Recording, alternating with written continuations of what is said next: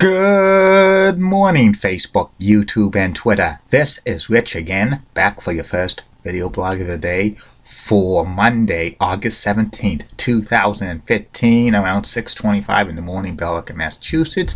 Going to be a nice and sunny day, but hot and humid and hazy, 90s. Get the suntan lotion out and also go to the beach and stuff. This is dog days of August. This is probably going to be the muggiest week of the summer. And get out and enjoy it because soon it's going to be cold and crisp and maybe some snow. Maybe I heard early October. Some news to report. The Tri-City Cats beat the Lowell Spinners 2-0 in the second half of the doubleheader. And it's Happy Yukon Day for the Yukon Territory in Canada. And 2 years ago today, Fox Sports 1 launched. And happy 49th birthday to Bruins general manager Don Sweeney, and happy 32nd birthday to Red Sox second baseman Dustin Pedroia. That's about it on the news. My first video subject of the day is the start of reviews of WWE SummerSlam pay-per-views of the past. SummerSlam started out as a pay-per-view in 1988. It was the third WWE pay-per-view that came out after WrestleMania and Survivor Series and stuff.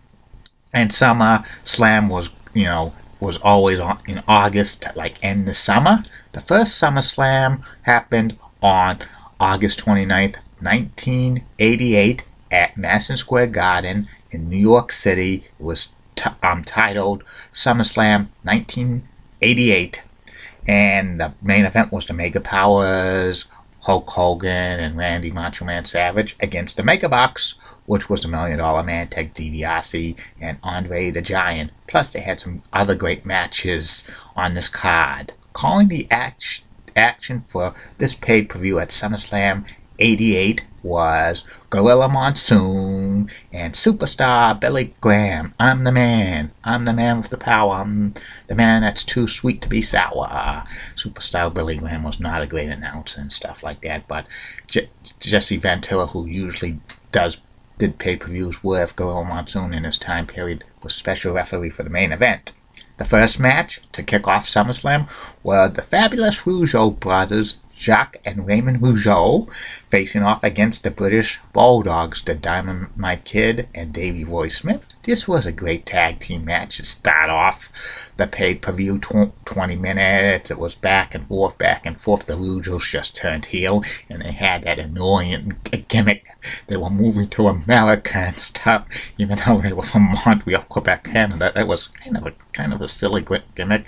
Rougeaus were, decent heels and stuff, and the British Bulldogs were, a great tag team, but Dynamite Kid's back was shot at this point and stuff, and the Bulldogs were on their way out of the WWE. It went a 20-minute time limit draw, which was, pretty good to start off this show.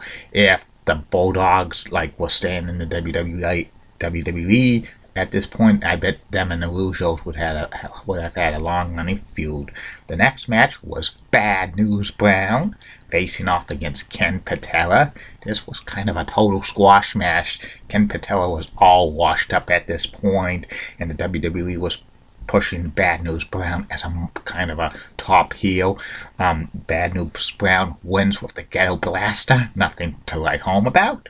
The next match was Ravishing Rick Rude with Bobby the Brain Heenan facing off against the Junkyard Dog. And this match was, an average match. The Junkyard Dog was awful at this point. Rick Rude got the advantage and stuff, and Dog does his moves. Eventually, Rick Rude pulls down his tights to reveal the tights of Cheryl Roberts. That gets Jake the Snake Roberts pissed off, and he comes to the ring and interferes, causing the automatic disqualification. Rick Rude wins. Junkyard Dog was a little mad at that, but this was, I think, the last top match the Junkyard Dog had with the WWE. I think he was fired after this match and stuff. The next match was the Powers of Pain, the Warlord and the Barbarian with the Baron. The Baron was Baron Von Raschke, who was an AWA legend. and they faced off against the Bolsheviks, which was Nikolai Volkov and Boris Zhukov with the Doctor of Style Slick. And this was a decent match and stuff.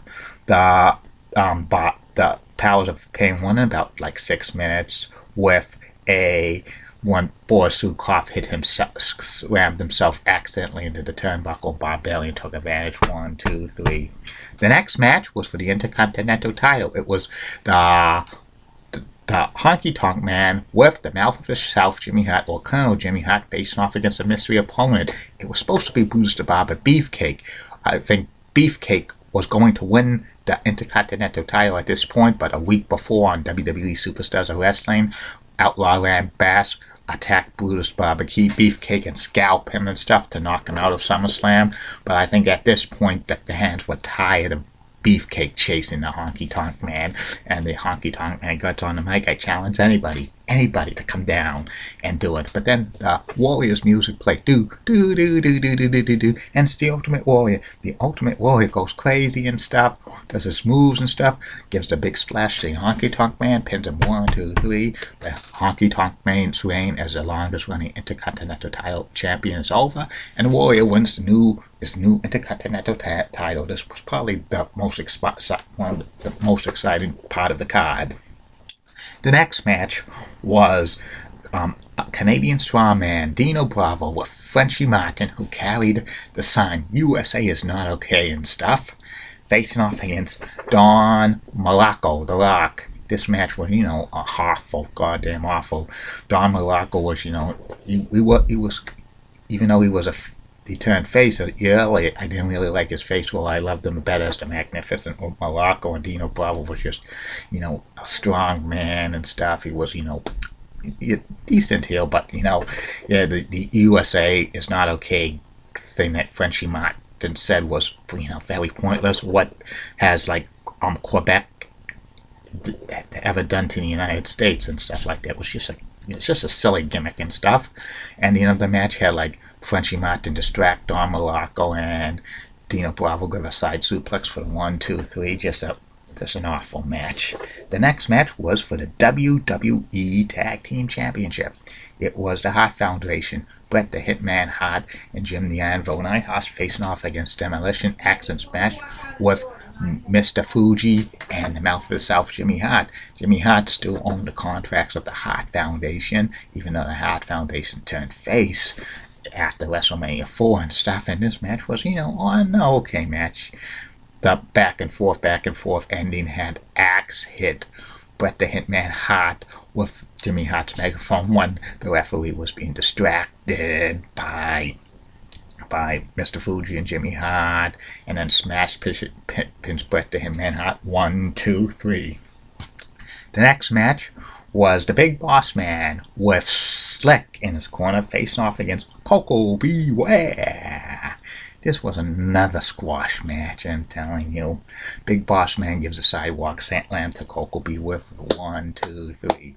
Another match not to write home about.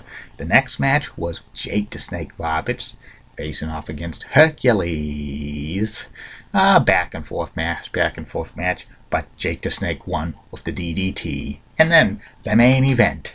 It was the Mega Powers, Randy Macho Man Savage, who was at the time was the WWE champion, and Hulk Hogan, the Immortal One, with Miss Elizabeth in their corner, facing off against the $1 Million Man, Ted DiBiase. Money, money, money, money, money. With the Bodyguard Virgil and Andre the Giant with Bobby the Brain Heenan. And it was a special referee for this match. This referee was Jesse the Body Ventura, who was a heel commentator and stuff like that. And he was kind of biased towards Andre and Ted DiBiase. This match was, decent back and forth. And, the ending had Miss Elizabeth come up to the ring apron. Jesse the Body Ventura was, telling her to go down. Then she was, revealing she had a bikini underneath her skirt, where that got the heel so distracted and stuff. And then I took the advantage of the Mega Powers. Savage knocks out Andre, and then Hogan delivers a leg drop to the $1 Million Man to DiBiase, and Ventura does a very slow count. 1, 2, and Savage does Discus Ventura for 3. And then the Mega Powers win and ends the first SummerSlam 1988. What did I think about SummerSlam 1988? I saw it on pay-per-view. It was an okay card and stuff. It was, I would give it an average mark of C and stuff.